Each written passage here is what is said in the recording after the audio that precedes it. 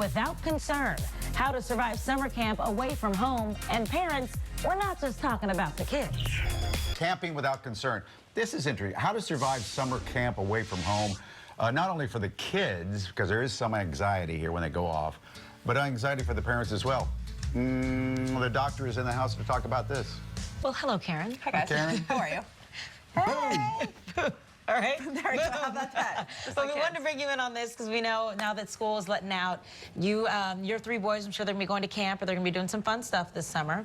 And a lot of you guys might be dealing with the situation with your kids. But the thing is, it can also be stressful because some of the kids are not ready to be away from home and they miss you. And also for the parents as well, because you're worried. It kind of, well, watch this scene from the Addams Family. Remember this?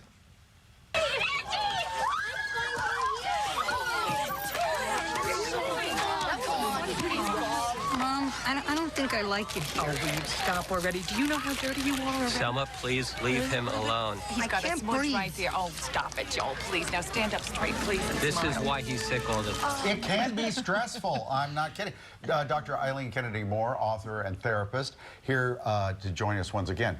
Doctor, thank you for coming in. My pleasure. And we have Karen here. You might give her some tips. She's got the three boys. They go to day camp. So whether it's day camp or sleepover camp, it's kind of the same thing. You say, pick a camp that suits the particular child. Absolutely. We want to make a wise choice, knowing what we do about our kids, about what they enjoy, what are the situations that they're going to look forward to.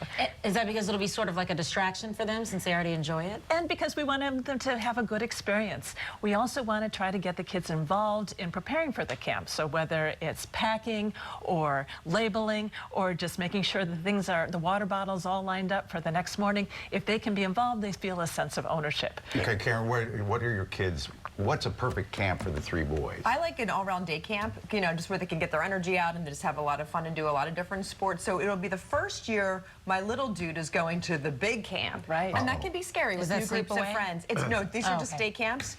But it can be scary when it's a whole new group of kids and a whole group of, you know, experience. What should I be telling him to get him ready for this? Well, the most important tip for having your kids have a good experience at camp is just like having them start kindergarten. Of course, it feels new and a little bit scary, but if parents are confident, this is a good situation, I know you can manage it, it makes it easier for kids to be confident also. So that's that third clue there, that third tip. Trust your child's ability to cope.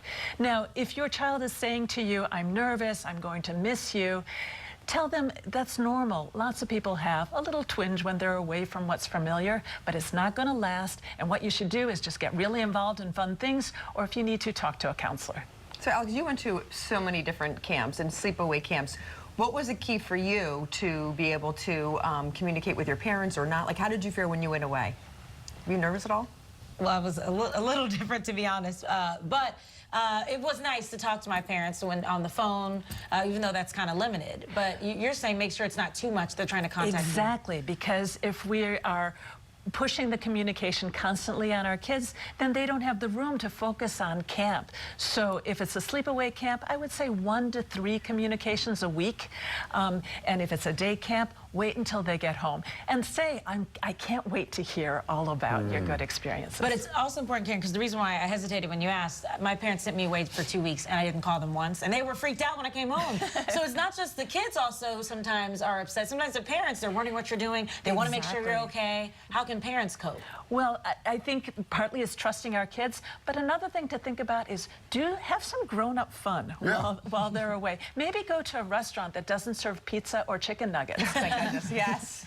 Oh. Or maybe some adult beverages at that restaurant. Yeah, sometimes there's a number of people where they have the kids go away for the whole summer, and the parents, like, that's their time to get out there and reconnect and have that time getting back together. And your kid will have an easier time coping if they know that you're not sitting there pining and missing them so terribly. I think that was one of your best points. Trust that your child will eventually cope, and probably within hours. Yes. Of hitting the camp.